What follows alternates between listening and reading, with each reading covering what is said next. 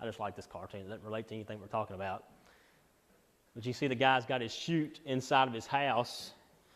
There's this refrigerator. This is about what Mike's place looked like before he changed everything. Yeah, I take that back. Mike's place was much worse than this. It says, I never would have believed this chute was a perfect fit for the doorway.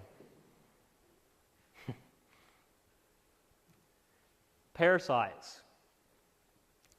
So we're going to talk about two categories of parasites. The gastrointestinal or internal parasites, and then the external parasites, meaning flies, lice, and grubs. And again, there are really two main categories of parasites, or the gastrointestinal parasites that we need to worry about.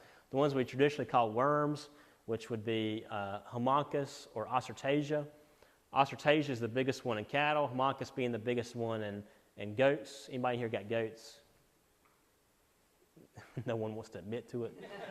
No, you do? Okay. Worms, and then coccidia. Has anybody here heard of coccidia?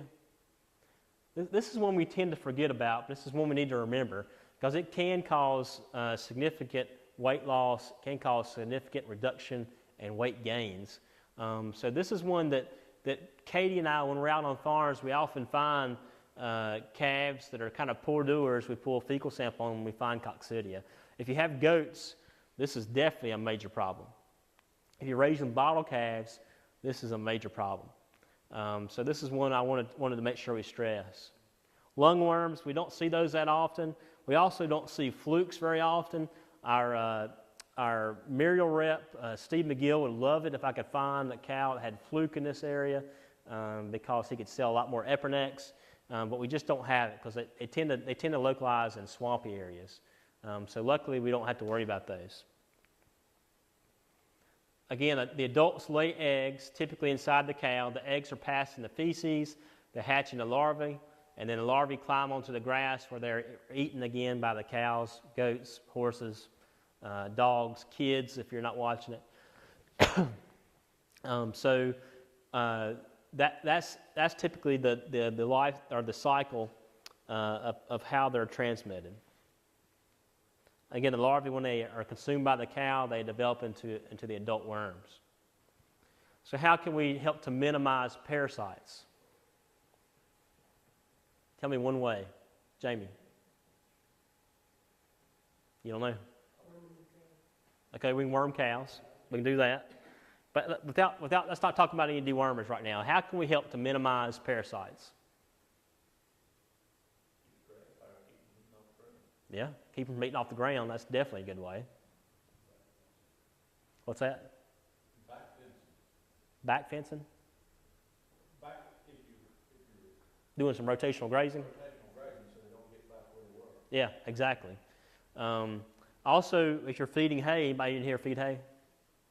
Unfortunately.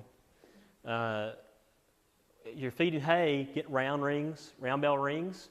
Don't unroll your hay. When you unroll your hay, you're increasing the chances of the cows pooping in it and then reconsuming it. I kind of like that because it looks like a toilet paper roll. I wish it worked that way. Unfortunately, it doesn't. The nice thing about doing some preventative measures, so making sure you're not pouring feed out on the ground, making sure that your hay is in round bale rings or a round bale or hay feeder. Also, making sure to kind of check your water sources. Again, if we can keep our cattle from getting into ponds and getting in low-lying areas where they're going to poop in the pond, poop in the low-lying areas, then hopefully we can prevent some transmission.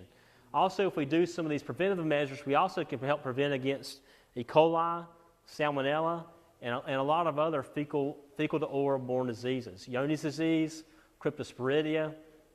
So the more we can do, the more preventative measures we can do, the better off we are all around. Again, transmission is usually cow to cow or fecal to oral. Signs, you may not see anything. Most people don't. But you also may see weight loss, diarrhea, a rough hair coat, and just a general unthriftiness. Bottle jaw is kind of the extreme. These are cattle that are typically just laden or just full of parasites, and the parasites have sucked so much blood that fluid just starts to leak out, and it starts to, typically the first place you'll see it's right there under their jaw. It's just like loose skin almost, where the edema is leaking out. And then death. Fortunately, we don't see that as much because there are a lot of people that do a better job of deworming, especially since the pour-ons came out. But back before we had our more conventional dewormers, this was a major problem. And again, if we're wanting to make money, then this weight loss is a major issue for me. Because when they lose weight, you're literally losing money. Calves typically are more susceptible because they have less immunity against them, and then older cows are typically more susceptible to them. Again, they cause decreased weight gains and decreased feed efficiency. Treatment and prevention. There are a lot of different dewormers out there on the market. There's injectable, oral, pour-on, there's feed-through. There's basically a bunch of different ways to deworm. Does anybody in here use the Safeguard deworming box? Good. You have. I'm going to tell you, I mean, I hate to just slam people's products especially when they're not here, but I really hate those products. I really think you need to use a individual dewormer. I don't like any feed-throughs, and I don't like these deworming blocks because you don't know who's getting them. Usually the ones that are getting them are your biggest, fattest, prettiest looking cows who don't have any parasites anyway. And the scrawny ones that are unthrifty are kind of just getting pushed off to the side. They're not getting a chance to lick those blocks. So I really like for you to do whatever you're going to do it on an individual animal basis. Run them through a chute, squirt some dewormer on their back, or use one of the paste or liquid dewormers, or the injectables are fine too. Now people always ask me, they hear that injectables are better than the pour-ons. Well, parts of that is true. The injectables do tend to last in their system a little bit longer. The injectables, typically you can get it all in, it all stayed in the cow, whereas the pour-ons, can kind of run off to the side, or they can go out and rub up against a tree, and maybe they lose some of it, or they just lay on the ground and rub up on the ground, or it rains, and you might lose some. So those two things are positives for the injectables.